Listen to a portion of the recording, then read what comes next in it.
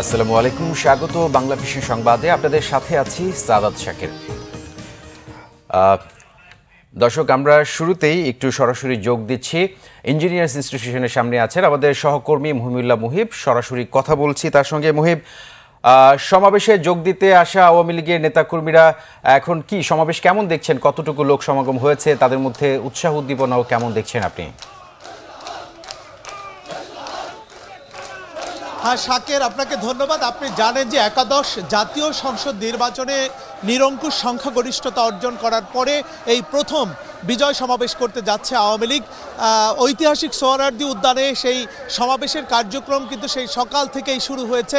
আপনাকে একটি বিষয় জানিয়ে রাখি, এই সমাবেশকে কেন্দ্র করে কিন্তু নিচ্ছিদ্র নিরাপত্তা ব্যবস্থা জোরদার করা হয়েছে এই সমাবেশের আশপাশ এলাকায়। এখানে ইতিমধ্যেই অসংখ্য আওয়ামী লীগ সমর্থক অঙ্গ এবং সহযোগী সংগঠনের নেতাকর্মীরা তারা কিন্তু মিছিল নিয়ে স্লোগানে মুখরিত করে রেখেছেন পুরো এলাকা। এবং এখানে নিচ্ছিদ্র নিরাপত্তার কথা যদি আমি বলতে চাই তাহলে আপনাকে বলতে চাই যে প্রত্যেকটি কিন্তু ঢোকার পয়েন্টে, প্রত্যেকটি পয়েন্টে প্রবেশ মুখে কিন্তু তল্লাশি করে প্রত্যেক মানুষকে সমাবেশে ঢুকতে দেওয়া হচ্ছে। আপনি জানেন যে বিকেল 3টায় এই সমাবেশে, বিজয় সমাবেশে বক্তব্য রাখবেন আওয়ামী লীগ সভানেত্রী বঙ্গবন্ধু কন্যা শেখ হাসিনা। এবং সেই সমাবেশকে কেন্দ্র করে নেতাকর্মীদের মাঝেও কিন্তু বিপুল উৎসাহ এবং উদ্দীপনা লক্ষ্য করা যাচ্ছে। আপনি দেখতেই পাচ্ছেন যে এই এরকম একের পর এক মুহুর্মুহু স্লোগান দিয়ে অসংখ্য নেতাকর্মী কিন্তু এই মাঠে প্রবেশ করছেন। এই ছিল শাকের এই ছিল আমার কাছে সমাবেশের সার্বিক পরিস্থিতির তথ্য। ধন্যবাদ মুহিবুল্লাহ মুহিব, সহকর্মী জানাচ্ছিলেন ইঞ্জিনিয়ার্স ইনস্টিটিউশনের সামনে থেকে আওয়ামী লীগের বিজয় সমাবেশের খবর।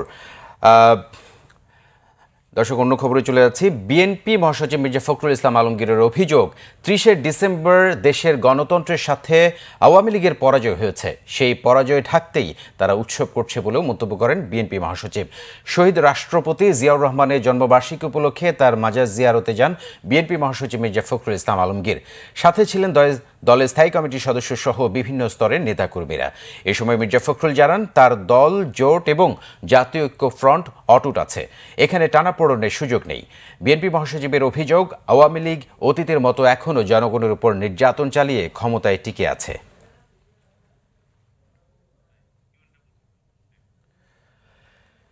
আন্তর্জাতিক প্রসঙ্গে যাচ্ছি। রোহিঙ্গা প্রত্যাবাসনে মিয়ানমারের ধীর গতিতে এগোনোয় তীব্র সমালোচনা করেছেন জাতিসংঘ মহাসচিব অ্যান্তোনিও গুতেরেস। এদিকে বিভিন্ন জাতিগোষ্ঠীর বিরুদ্ধে সরকারি দমন অভিযানের খবর প্রকাশের ক্ষেত্রে গণমাধ্যম কর্মীদের হুঁশিয়ার করেছে মিয়ানমারের সেনাবাহিনী। মিয়ানমারের কর্মকাণ্ডে চরম হতাশা প্রকাশ করে জাতিসংঘের সদর দপ্তরে সংবাদ সম্মেলন করেন গুতেরেস।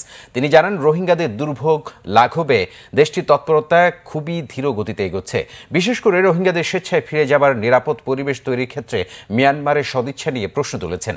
বাংলাদেশে আশ্রিত 7.5 লক্ষাধিক রোহিঙ্গার প্রত্যাবাসন প্রক্রিয়া গতিশীল করতে দক্ষিণ পূর্ব এশিয়ার জোট আসিয়ানের আহ্বানে 24 ঘন্টা পার না হতেই অসন্তোষের কথা জানান জাতিসংঘ মহাসচিব।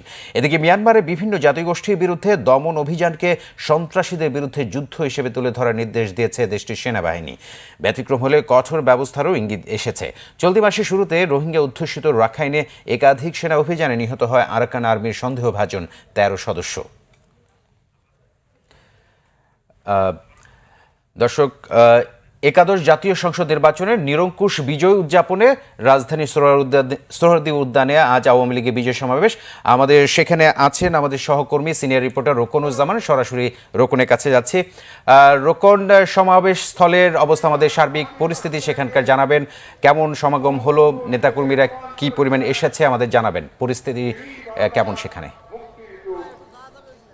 সাকের, এই মুহূর্তে আমি সোহরাওয়ার্দী উদ্যানে রয়েছি এবং যেখানে টানা আওয়ামী লীগের তৃতীয়বারের যে বিশাল বিজয়ে নিরঙ্কুশ সংখ্যাগরিষ্ঠতা অর্জনের সেই বিজয় উপলক্ষে বিজয় সমাবেশের আয়োজন করা হয়েছে। আপনি জানেন যে সমাবেশ শুরু হবে আনুষ্ঠানিকভাবে 2:30টার দিকে, এখনও প্রায় 2.5 ঘন্টা দেরি রয়েছে সমাবেশ শুরু হতে।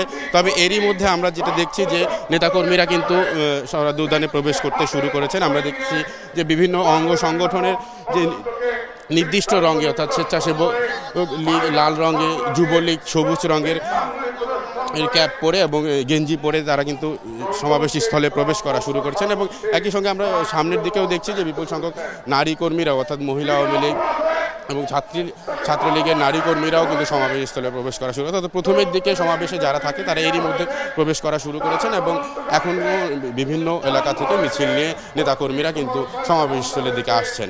এই ছিল সমাবেশ স্থল থেকে। ধন্যবাদ আপনাকে। রুকনুজ্জামান জানাচ্ছিলেন বিজয় সমাবেশ থেকে সার্বিক পরিস্থিতি। দর্শক, এই ছিল এখনকার মতো। আমাদের পরবর্তী সংবাদ দুপুর 2টায়। এর আগে অ্যাক্টিভ রয়েছে নিউজ টপ 10 দেখার আমন্ত্রণ রইল। এছাড়া ফেসবুকে বাংলা ভিশন সংবাদ সরাসরি দেখতে লগ ইন করতে পারেন facebook.com/বাংলাভিশনে। ধন্যবাদ।